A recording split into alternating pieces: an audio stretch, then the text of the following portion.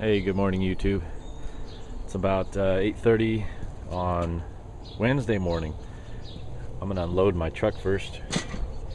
Figure take a few hundred pounds out of the back of the truck. I don't need my tile saw in there anymore. Finish that job up. Get all the unnecessaries out and lighten it up so I can get this thing in the air and pull the clutch.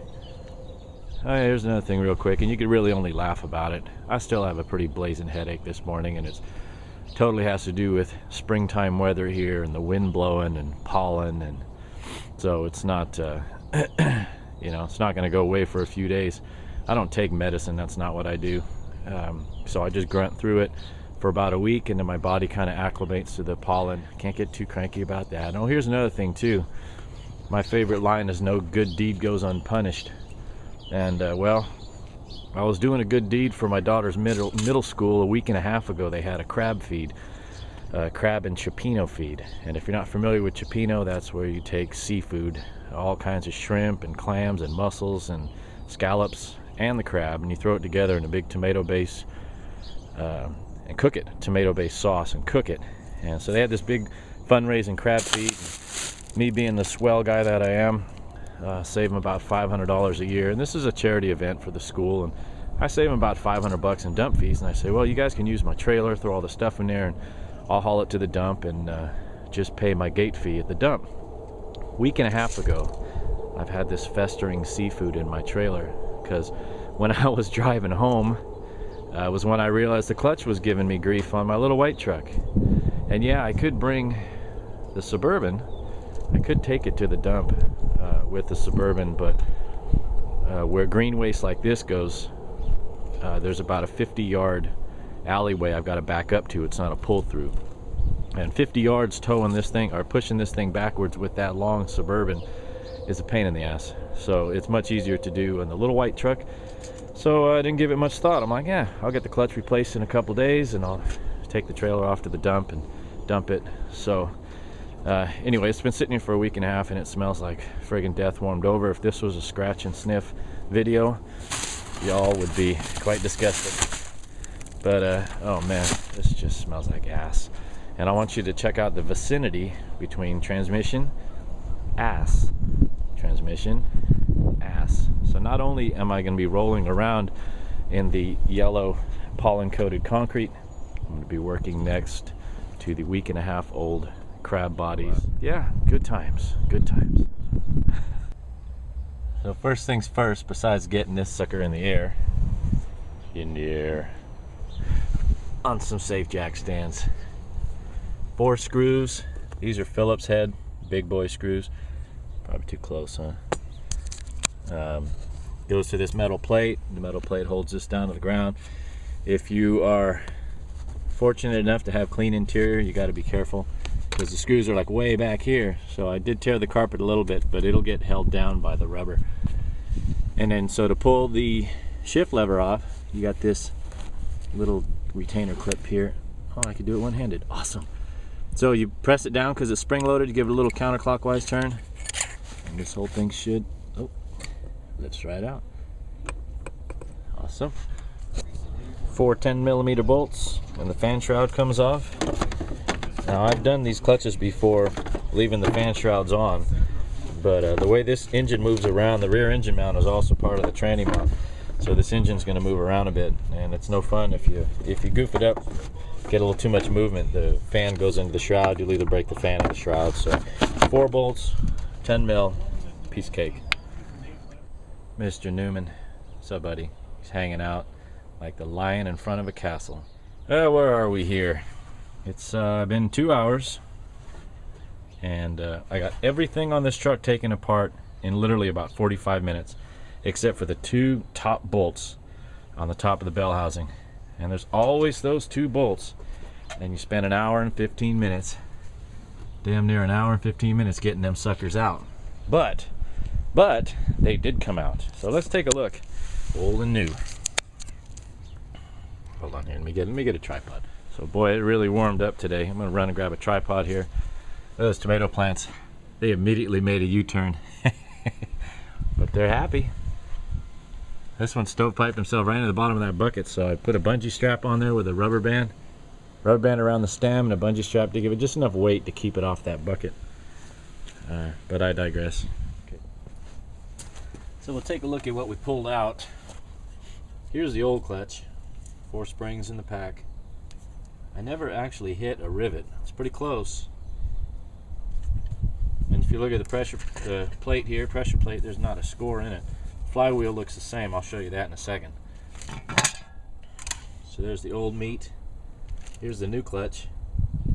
6 springs, a little bit thicker. I should get a little better use out of that. So, and I also kind of figured out the reason why I lost. Check this out. I don't know if you can see that. It says Toyota right there. That's OEM, 1995. It lasted since. But if you take a look, I think this is why my clutch pedal was giving me so much grief. Look at where these little spring forks are. Flat. These are all pointed nice and up. So it was a pressure plate there was failed. These little spring forks. That's got quite a volcanic peak to it. And I'm starting to bang them down. This one's pretty flat. I feel pretty good that we're going to fix this problem with the good old AC Delco made in China. Get you underneath the truck. We'll take a look at what we've got going on there. Well, oh look at that. I didn't even take the transmission out. Why make myself more work? All I did was slide it back 6 inches. So the tricky part when you do it this way is getting up in there to pull the pilot bearing out. But I will hit this with a pad, Brillo pad, Scotch-Brite pad on a little angle grinder. There's no glazing on it. There's no discoloration from heat, and not a freaking groove in it. And there's still a factory ridge here. So it's never been turned, and it's got a lot of meat left on it. So I'm really happy. Really happy. Input shaft is nice and dry, so there's no leaking. I'll be able to pull that clutch fork out and change that bearing pretty easy. And then put a little dab of spline grease. Yeah! Buddy. Newman. No, no, no, no. Ah, what do you get? No, oh, he's such an old dog. Hi, buddy. Who's a good boy? Dad, what are you doing under the truck? What are you doing? I'm old. Come on around, dude. Come here and get a pet. I haven't talked to you in a minute. Things are going good, buddy. You good dog. You good puppy. Yeah, so I didn't even pull the drive shaft all the way out because then it just piddles gear oil. I don't like doing that, and I don't feel like changing the gear oil quite yet because it's still, I just did that about 1.5 years ago. So I just tie a string around the yoke and I dangle it. That way it can slide back and forth as the whole transmission comes out. No rest. Man, I watch all your guys' video about your rusty cars out in the Midwest and East Coast. This car's a 95 Toyota, not a spot of rust on it. It's a good old truck. Getting ready to put everything back together, and so far, it's been a half a box job. I love hot tamales. Hopefully I can get it all put back together before all the tamales are gone. Well guys, sometimes you gotta know when is when. Drop back and punt. And not necessarily punted the ball away, just did a little sneak play here. Ended up having to drop the transmission back on here because this pilot bearing is just being a bitch. You know, it's not like it hasn't been in there since 1995 or anything, but I have a tool. He said he's got a tool. I built a little hook deal, and I was able, in the past, I'm able to normally pry these things out without pulling the transmission all the way out. Whew, I'm a little winded. I just had to take that transmission out without using a jack because the jack was just in the way. So at least it's not as heavy as a truck transmission or a you know, 66 GTO or anything. Oh, Muncie. But it's got a little girth to it. Whatever. So I can't use my home-built little hooky pry bar deal to pull that pilot bearing out, so I ended up having to take the whole transmission out. Look, it's the inside of my truck. And now I'm going to use a slide hammer. I'll be able to hook that in there and just I'll be able to hook there and pop that out. It actually gives me more room to check out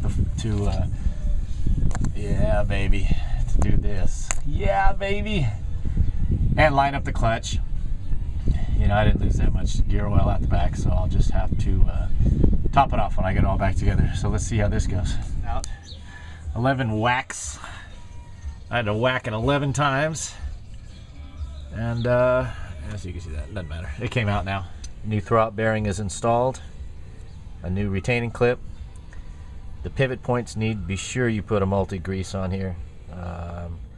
There's a ball back here that's going to that gets greased. They're the two contact points at the fork. Pushes this throwout bearing forward and back. Grease that.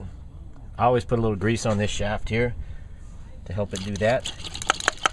And then ultimately this little ball socket here is going to get some grease. That's where the slave cylinder pushes the clutch in and out to engage the clutch. Got the flywheel cleaned up, a new pilot bearing installed, a little bit of grease, and then tapped it in with a dead blow with the proper bearing seat tool, or you could use a socket. This goes just below the surface of the crank, just below. But yeah, never hammer directly on a bearing, especially the center part here, because you will destroy the bearing. But you can get a socket that fits the perfect outside, tap it that way, or you could use a bearing seat, which I did in this case. Got the green pad on there, clean that up pretty damn good. I think, hold on, macro. I think it ought to work out just fine. So now I got clean hands. Took my gloves off, washed my hands. I'm going to install the clutch and the pressure plate. So let's see how that goes.